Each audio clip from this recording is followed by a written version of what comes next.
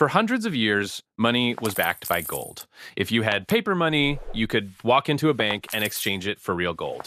Actual metal, heavy, shiny. The kind of thing pirates would definitely fight over. But today, that system doesn't exist anymore. You can't walk into a bank and say, "Hello, I would like my gold, please." Which raises an interesting question. If money isn't backed by gold anymore, why did the system change? And even stranger, who actually creates money today? Because the answer might surprise you. Let's go back in time. Imagine David living about 100 years ago. David has a $20 bill. Back then, that $20 bill wasn't really the money. It was more like a claim ticket for gold. The government promised that every dollar represented a certain amount of gold stored somewhere. So in theory, David could walk into a bank, hand them the paper bill, and say, "Give me the gold this paper represents." Thank you And the very bank would much. exchange it. Here are your gold bars. Paper money was basically a receipt for gold, which sounds like a very safe system. But there was a problem. Gold is rare. That's exactly why people trusted it as money. But this created a big limitation. The economy was growing rapidly, cities were expanding, businesses were opening, international trade was increasing.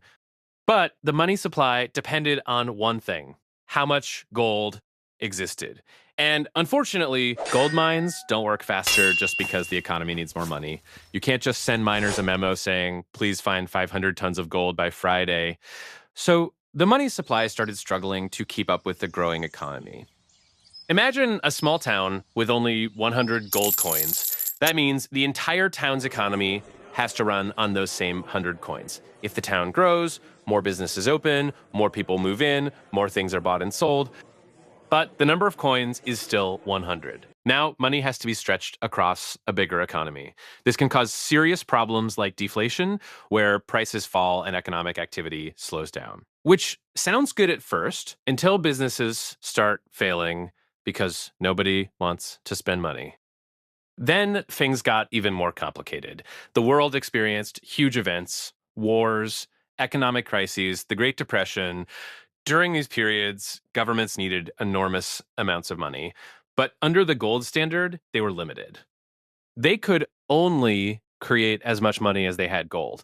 And that's when governments started doing something interesting. They printed more paper money than the gold they actually had, which is a bit like selling 100 concert tickets for a stadium that only has 60 seats. Everything works fine until everyone shows up at the same time.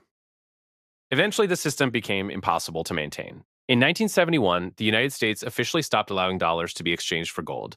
This moment ended the global gold standard. From that point forward, money was no longer tied to gold. Instead, the world moved fully into fiat money, money backed by trust rather than metal. Which brings us to the next mystery. If money isn't tied to gold anymore, who actually creates it? Most people imagine giant printing presses, governments printing stacks of cash. And yes, physical money does get printed, but that's only a small part of the story. In reality, most money today is created somewhere much less dramatic, inside banks. Let's go back to David. David wants to buy a house. The house costs $300,000. David doesn't have that money, so he goes to a bank and asks for a loan. The bank checks his income, his credit score, his job stability, and finally says, "Approved." And suddenly, $300,000 appears in David's bank account. Now, here's the strange part. That money didn't come from a vault. It didn't come from a giant pile of cash.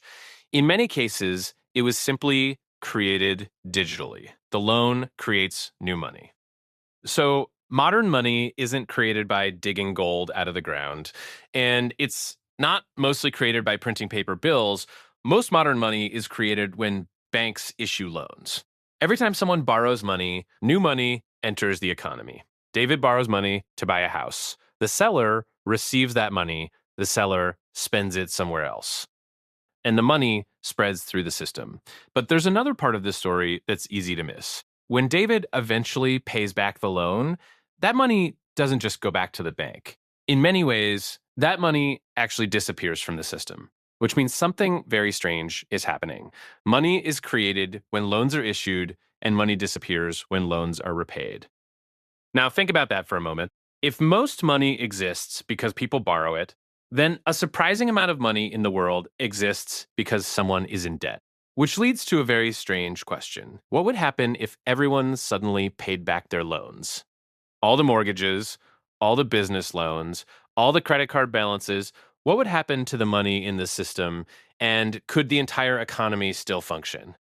Now, if you're wondering what would happen if everyone suddenly paid their debt, make sure you're subscribed, because that's exactly what we're exploring in the next video. And if this video helped you understand how money actually works, feel free to share it with someone who still thinks banks just keep piles of cash in a giant vault.